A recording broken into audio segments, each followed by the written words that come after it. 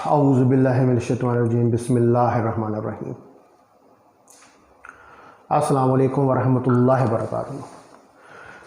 Dear students, कैसे हैं आप? बोर्ड नज़र आ रहा है? हाँ भाई, बोर्ड नज़र आ रहा है? Yes sir. ओके जी, चलो शुरू करते हैं। हमने जो है वो 8 चैप्टर जो है वो उसको शुरू किया हुआ है, और इस 8 चैप्टर के अंदर आज जो है वो हमने स्टडी करनी है बीट्स। इंटरफेरेंस हमने लास्ट टाइम जो है उसको स्टडी किया था। तो आज हमारा ऑनलाइन सीरीज़ का लेक्चर नंबर 1 है।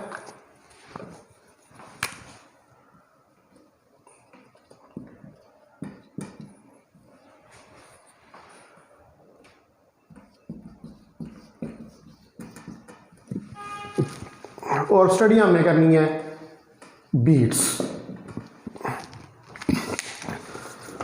तो बाज़ दफ़ा ऐसे होता है कि जब आपको आवाज़ सुनाई देती है तो बाज़ दफ़ा आवाज़ आपको ऊंची और नीची जो है वो सुनाई देती है।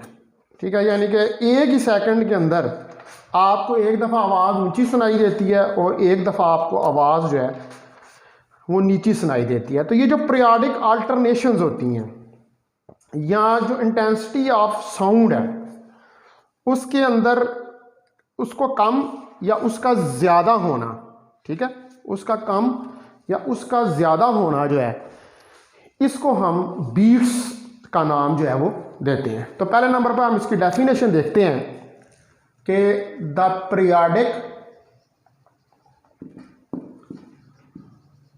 अल्टरनेशंस, यानी कि कभी कम आवाज़ का कम होना या ज़्यादा होना between maximum between maximum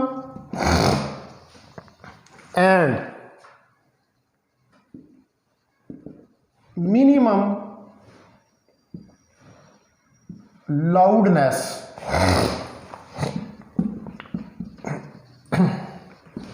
is known as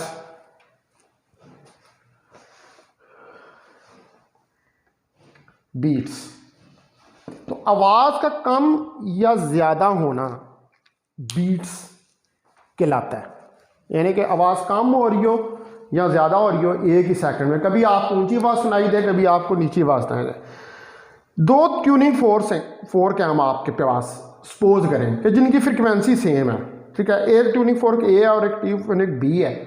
दोनों ट्यूनिंग फोर्क जो हैं इनकी फ्रिक्वेंसी हमारे पास 32 हर्ट्ज़ है। ठीक है, suppose we have two tuning forks, दोनों की फ्रिक्वेंसी सेम है। एफ ए 32 हर्ट्ज़ है और एफ बी भी 32 हर्ट्ज़ है।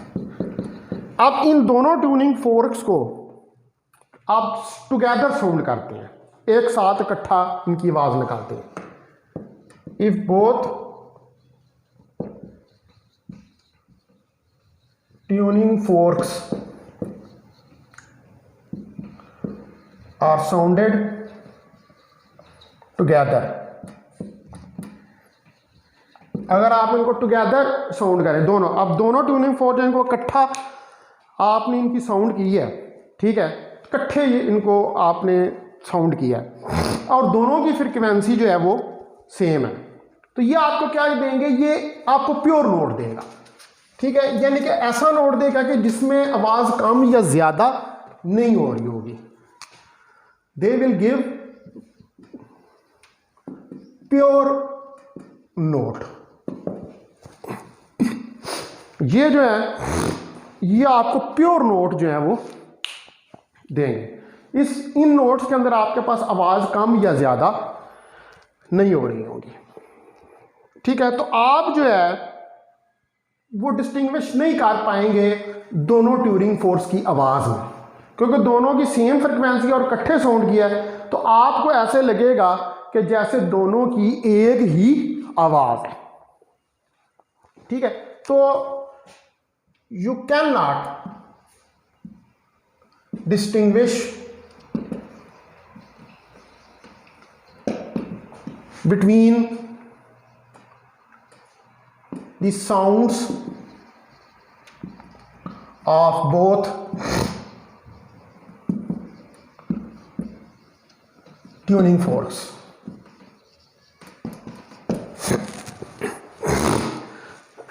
तो दोनों ट्यूनिंग फोर्क्स की आवाज़ में आप जो है वो डिस्टिंग्विश नहीं कर पाएंगे। आपको ऐसे लगेगा कि जैसे एक ही ट्यूनिंग फोर्क जो है वो साउंड कर रहा है।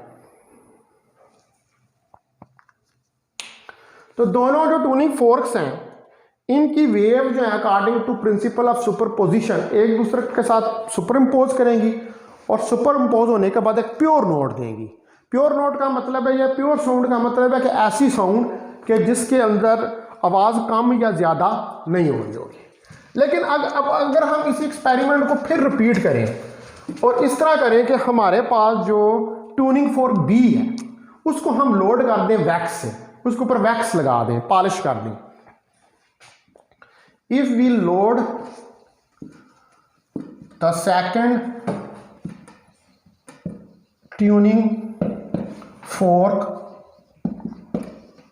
विद वैक्स, जो हमारे पास सेकंड ट्यूनिंग फोर्क है उसको हम लोड कर दें वैक्स से, ठीक है, उसके ऊपर पॉलिश मार दें, तो उसकी फ्रीक्वेंसी 32 से कम होकर 30 हर्ट्ज हो जाएगी।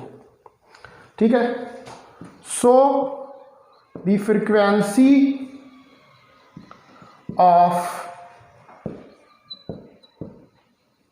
Tuning fork B is lowered। तो जो ट्यूनिंग फोर्क B है उसकी फ्रीक्वेंसी जो है वो कम हो जाएगी, वो लो हो जाएगी, यानी कि वो 32 हर्ट्ज से 30 हर्ट्ज हो जाएगी। अब आप दोनों ट्यूनिंग फोर्क्स को साउंड करें टुगेदर, तो अब आपके पास जो नोट आएगा वो अल्टरनेटली इंक्रीजिंग या डिक्रीजिंग इंटेंसिटी का होगा। यानी कि अब जब एक की फ्रीक्वेंसी 32 हर्ट्ज है, एक की फ्रीक्वेंसी 30 हर्ट्ज है, अब दोनों को आपने साउंड किया टुगेदर, तो चूंकि फ्रीक्वेंसी का डिफरेंस है तो इसकी वजह से अब आपको प्योर नोट नहीं सुनाई देगा, आपको ऐसा नोट सुनाई देगा कि जिसके अंदर आवाज़ कम या ज़्यादा हो रही होगी। ठीक है, जिसके अंदर आवाज़ कम या ज़्यादा हो रही होगी। तो अब अगर दोनों को हम साउंड करें टुगेदर,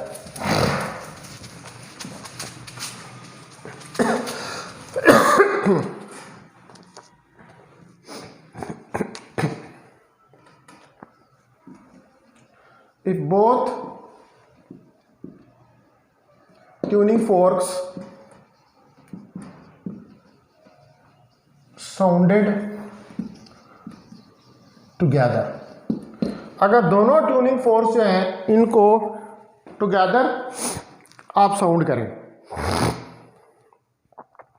तो अ नोट ऑफ अल्टरनेटिंग, हमें जो नोट मिलेगा वो अल्टरनेटिंग इंक्रीजिंग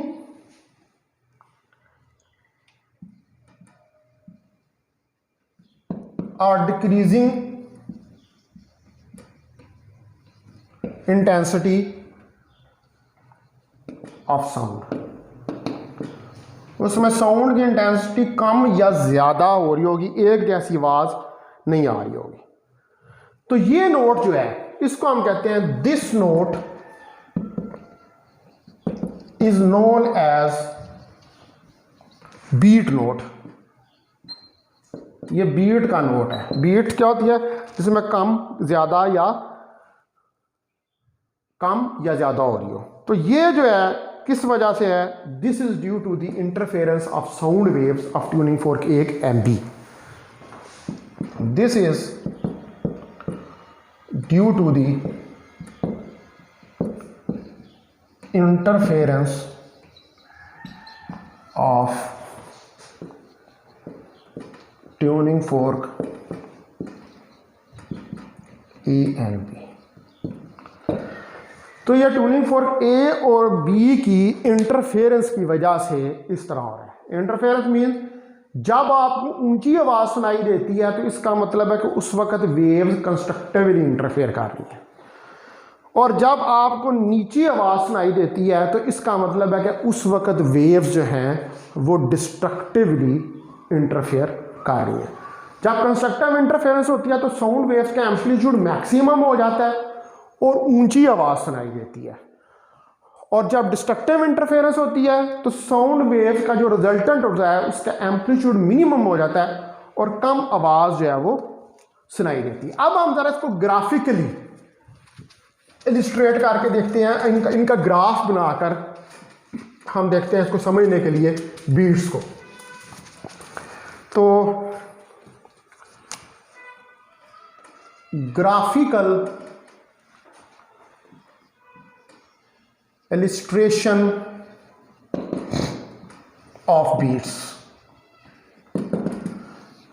बीट्स की ग्राफिकल illustration। अब आप देखें कि पहले एक फिगर में आता हूं, ये मेरे पास एक नोट है,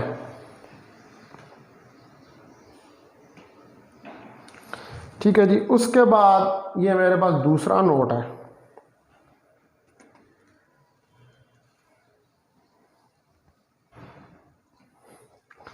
और फिर मेरे पास ये तीसरा रिजल्टेंट नोट है। इसके अंदर आप देखें कि जो एम्पलीट्यूड है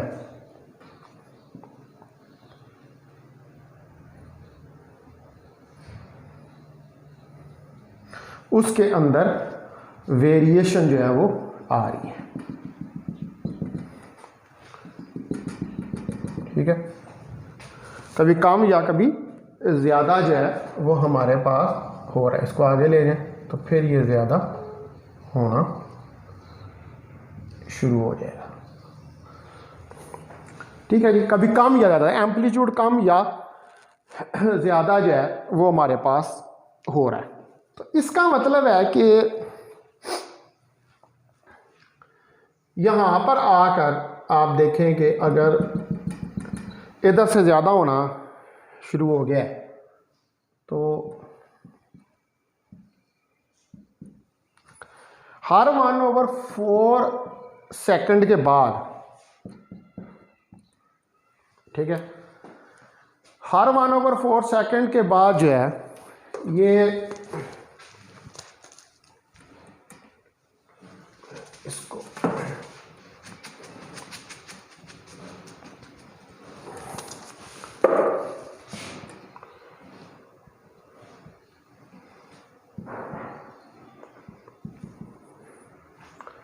अब फिर यहाँ से बढ़ना शुरू हुआ, फिर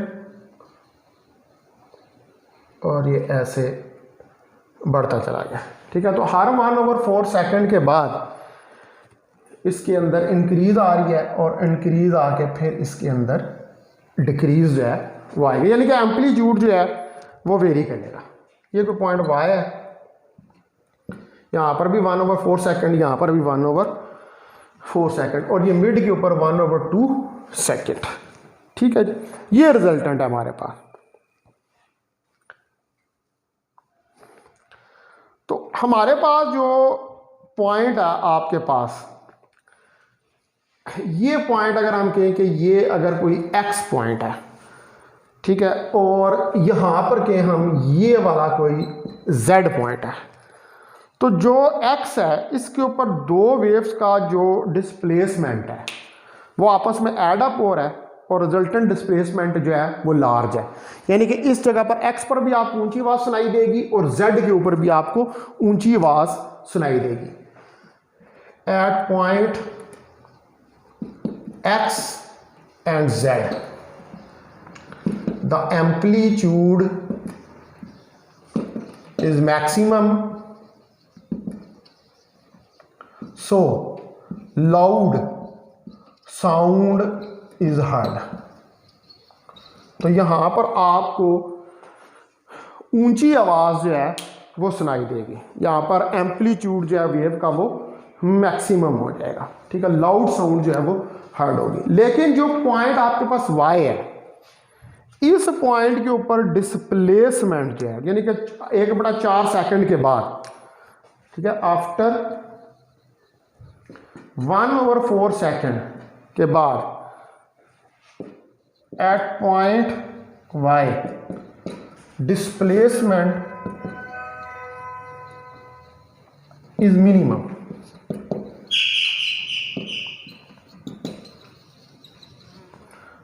तो डिस्प्लेसमेंट जो है वो मिनिमम है, ठीक है। तो मिनिमम डिस्प्लेसमेंट का मतलब यह है कि आपको लो साउंड, लाउड साउंड नहीं, कम इंटेंसिटी की साउंड जो है वो हर्ड होगी। सो फेंट यानी कि कमजोर इज हर्ड। तो फेंट साउंड जो है वो आपको हर्ड होगी, ठीक है। तो फिर 1/4 सेकंड गुजरेंगे तो फिर जेड पॉइंट आ जाएगा, फिर जेड पॉइंट के ऊपर जो आप ऊंची आवाज सुनाई देगी, फिर 1/4 सेकंड गुजरेंगे, फिर नीची होगी, और इस तरह ये सिलसिला जो है ये जो चलता रहेगा। आपको कभी ऊंची और कभी नीची, कभी ऊंची और कभी नीची जो है वो आवाज़ सुनाई देगी।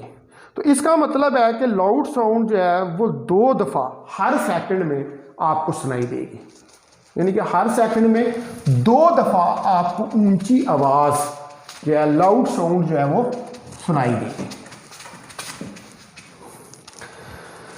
तो ठीक है, तो इसका मतलब है this means loud sound is heard 2 times in each second। कि लाउड साउंड जो है वो हर सेकंड में 2 दफ़ा आपको सुनाई देगी, ऊंची सुनाई देगी, क्योंकि हमारे पास जो डिफरेंस ऑफ फ्रीक्वेंसी है, as the difference of frequencies of 2 tuning forks is 2 hertz. क्योंकि उनके दरमियान जो डिफरेंस ऑफ फ्रीक्वेंसी है वो कितना है, 2 हर्ट्ज का। तो इसका मतलब है कि जो number of beats per second है वो इक्वल है किसके, difference of frequencies of tuning force. So number of beats per second, जो नंबर ऑफ बीट्स है per second are equal to the difference of frequencies of 2 tuning forks। यानी कि अगर 2 tuning forks की फ्रीक्वेंसीज में difference आए तो फिर बीट्स प्रोड्यूस होती हैं। F1 minus F2 is equal to N। F1 एक की है फ्रीक्वेंसी ट्यूनिंग फोर्क की, और F2 दूसरे ट्यूनिंग फोर्क की है, और N क्या है, N है number of beats per second. N क्या है, number of beats per second, N number of beats हैं।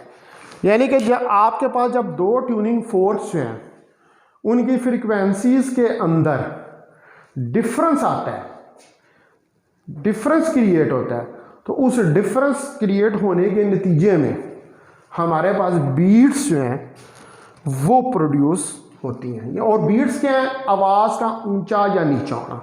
और आवाज़ ऊंची या नीची कब होगी, जब आपके पास 2 जो सोर्सेज ऑफ साउंड्स हैं, यानी कि जिन 2 सोर्सेज ऑफ साउंड में से साउंड प्रोड्यूस हो रही है, वो सोर्सेज ऑफ साउंड जो हैं उनकी फ्रीक्वेंसीज एक दूसरे से डिफरेंट होगी। और हमने यहाँ पर जो ट्यूनिंग फोर्स देखे हैं, हमने क्या किया है कि उनकी फ्रीक्वेंसीज को 2 हर्ट्ज का डिफरेंस दिया है।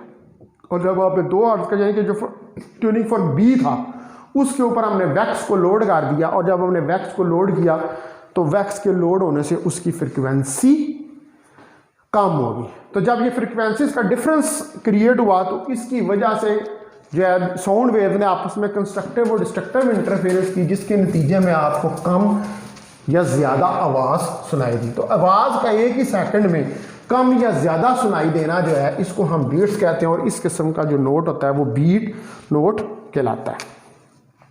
अच्छा जी, uses of beats.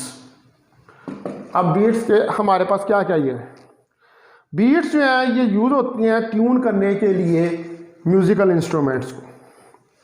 Number 1, beats are used to tune musical instruments. जो म्यूज़िकल इंस्ट्रूमेंट्स होते हैं इनको ट्यून करने के लिए इस्तेमाल होती हैं। Number 2, beats are used to find unknown frequency. Beats जो है वो अननोन फ्रीक्वेंसी को फाइंड करने के लिए यूज़ होती हैं, और इसके अलावा they can use to produce variety of music. और ये वैरायटी ऑफ म्यूज़िक जो है इसको भी प्रोड्यूस करने के लिए इस्तेमाल होती हैं। तो नंबर 1 पर के बीट्स जो हैं are use to tune musical instruments, tuning के लिए। बाज़ दफ़ा ये होता है कि बाद म्यूज़िकल इंस्ट्रूमेंट्स जो होते हैं उनकी आवाज़ अच्छी नहीं होती, ठीक है, उनकी आवाज़ कभी कम या ज़्यादा होती है। तो हम क्या करते हैं कि उन ट्यूनिंग फोर्क्स को उन म्यूज़िकल इंस्ट्रूमेंट्स को उन म्यूज़िकल इंस्ट्रूमेंट्स के साथ कंपेयर करते हैं कि जो प्योर नोट दे रहे होते हैं। तो हम फिर क्या करते हैं कि उनके जैसे पियानो है या वायनल हैं, हम इनको कि स्ट्रिंग को टाइट करके, तो स्ट्रिंग को टाइट करने से इनकी फ्रीक्वेंसी को चेंज करते हैं, और जो हमारे पास स्टैंडर्ड इंस्ट्रूमेंट होता है उसकी फ्रीक्वेंसी से मैच करते हैं। तो जब उसकी फ्रीक्वेंसी से मैच हो जाता है तो फिर वो बीट्स प्रोड्यूस करना बंद कर देते हैं, ठीक है। इसके अलावा बीट्स जो हैं इसकी मदद से हम अननोन फ्रीक्वेंसी, यानी कि आपके पास कोई ऐसी इंस्ट्रूमेंट है या डिवाइस है या जिसकी आप फ्रीक्वेंसी फाइंड करना चाहते हैं, तो हम बीट्स की मदद से जो है वो अननोन फ्रीक्वेंसी किसी दूसरे इंस्ट्रूमेंट की कैलकुलेट कर सकते हैं। इसके अलावा ये वैरायटी ऑफ म्यूज़िक, यानी कि हमारे पास डिफरेंट किस्म की जो म्यूज़िक है, ठीक है, यानी कि जिसमें हम वैरायटी को क्रिएट करते हैं, कभी आवाज़ को ऊंचा करते हैं, कभी आवाज़ को नीचा करते हैं। तो आवाज़ को ऊंचा और नीचा जो है कार्य को उस म्यूज़िक के अंदर जो है वो हम एक लुत्फ़ जो है वो पैदा करते हैं, उसके अंदर जान हम पैदा करते हैं। तो उसमें भी हम इनको बीट्स को यूज़ करते हैं। अच्छा, अब बीट्स जो हैं वो कब ह्यूमन ईयर उसको डिटेक्ट करता है, ठीक है, बीट्स जो हैं वो ह्यूमन ईयर से कब डिटेक्ट होती हैं।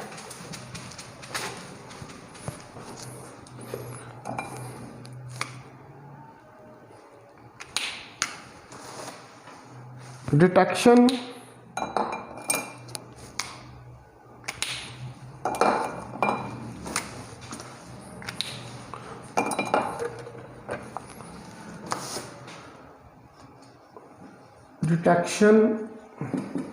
of beats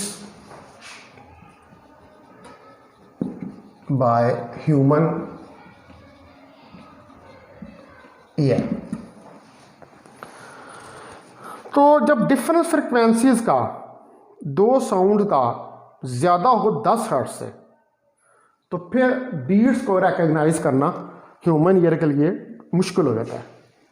when difference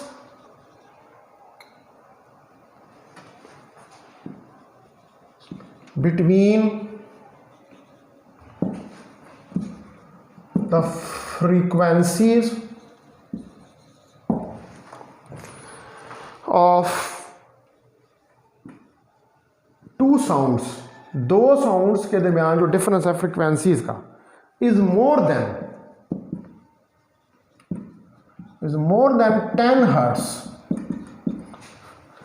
then तो फिर it is difficult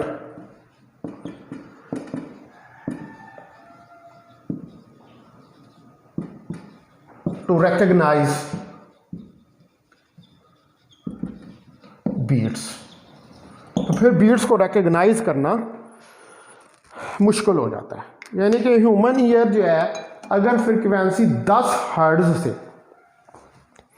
ज़्यादा हो, ठीक है, when the difference between the frequency of two sounds is more than 10 hertz, यानी कि दो फ्रीक्वेंसी के दरमियान में डिफरेंस जो है वो 2 हर्ट्ज 10 हर्ट्ज से ज़्यादा हो, तो फिर हमारे लिए डिफ़िकल्ट हो जाता है कि हम रिकग्नाइज कर सकें कि बीट्स हैं या नहीं है। यानी कि 10 हर्ट्ज से ज़्यादा फ्रीक्वेंसी के ऊपर इवन के बीट्स प्रोड्यूस हो रही होंगी, लेकिन आप उन बीट्स को रिकग्नाइज जो है वो नहीं कर पाएंगे, ठीक है। यानी कि आपको बीट्स का पता नहीं चलेगा, इवन के बीट्स प्रोड्यूस हो रही होंगी लेकिन आपको बीट्स का पता नहीं चलेगा, ठीक है डियर स्टूडेंट्स। तो अब हम देख लें, हमने आज जो है ये डिटेल के साथ बीट्स को स्टडी कर लिया, तो मैं इसको एक दफ़ा फिर समराइज कर देता हूँ। देखें बीट्स क्या होती हैं। पहले नंबर पर आपको डेफिनेशन बताई कि जो पीरियाडिक अल्टरनेशंस हैं, यानी कि आवाज़ का कम या ज़्यादा होना, आवाज़ का कम या ज़्यादा होना, ठीक है।